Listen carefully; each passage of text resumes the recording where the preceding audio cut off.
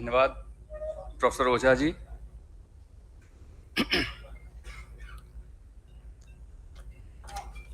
इस 2 दिवसीय अंतर्राष्ट्रीय संगोष्ठी कश्मीर शैव दर्शन शास्त्र पक्ष और लोक पक्ष में पधारे सभी विद्वज्जन, सबसे पहले मैं आयोजकों को धन्यवाद कहना चाहूँगा कि आपने मुझे यहाँ आने के लिए न्योता दिया। लेकिन यहाँ आने के बाद और आपको देख करके, आपकी बातों को सुन करके मैं वाक विहीन हो गया हूँ। I am totally speechless. और यहाँ पर कुछ भी बोलना मुझे लगता है कि आपके प्रति अन्याय होगा। पहली बार मुझे लग रहा है कि मैं ऐसी जगह पे खड़ा हूं जहां पर मैं कुछ जानता ही नहीं हूं। तो और वो इसलिए है, इसका कारण है, मैं संस्कृत पढ़ा हूं बीए तक, और मेरे 2 शिक्षक थे। जब मैं भी किसी संस्कृत वेत्ता को देखता हूं तो वही मेरे दिमाग में आते हैं। एक नाम शायद आपने नहीं सुना होगा, दूसरा नाम आपने जरूर सुना होगा, क्योंकि उस समय गूगल नहीं हुआ करता था। वो नाम है डॉक्टर रामदेव त्रिपाठी। इन्होंने विश्वविद्यालय की सेवा छोड़ करके एक विद्यालय की सेवा ली थी। अरे वाह, क्या बात। ये विश्वविद्यालय में लेक्चरर थे और 1954 में आचार्य करने के बाद, उस समय आचार्य ही कहते हैं ना पीजी को, इन्होंने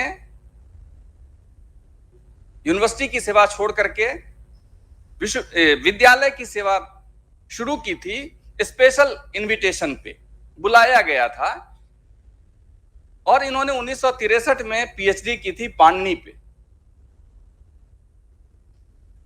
इनकी पीएचडी को यह लिखते हुए वापस किया गया था कि यह बहुत ही दुरूह है, कठिन है, इसको सरल किया जाए। और जब उसको सरल करके फिर वापस भेजा गया, पटना यूनिवर्सिटी से वो अवार्डेड है, तो उस पर उनको डिलीट मिली थी, जो कि नियम के प्रतिकूल है। स्पेशल परमिशन से पीएचडी के थीसिस पे, और वो 2 वॉल्यूम में छपा था, पाणिनि के व्याकरण पे था। हम लोग जब उसको पलटते थे स्कूल डेज में तो कुछ समझ में आता नहीं था। हमें पढ़ाते थे, कुछ बताते थे, और आप अंदाज लगाइए 7वीं 8th क्लास में उन्होंने हमें माहेश्वर सूत्र बताया था।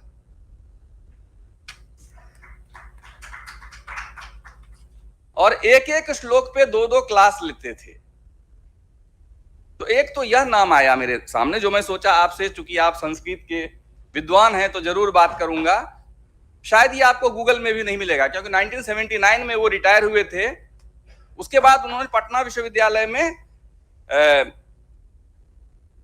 अतिथि शिक्षक के रूप में उनको आमंत्रित किया गया था। दूसरा नाम है, आप सब शायद परिचित होंगे, प्रोफेसर काशीनाथ मिश्र।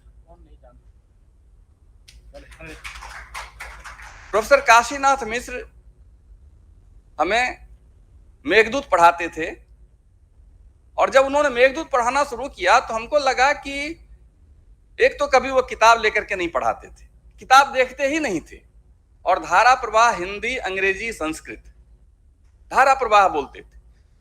तो मेघदूत का पहला जो श्लोक था, जिसमें कश्चित कांता विरह गुरुणा स्वाधिकारात् प्रमत्तः वसतिम राम गिरियाश्रमेषु, वो आश्रमेषु शब्द पे उनका 45 मिनट का लेक्चर चला था कि ये आश्रमेषु क्यों है।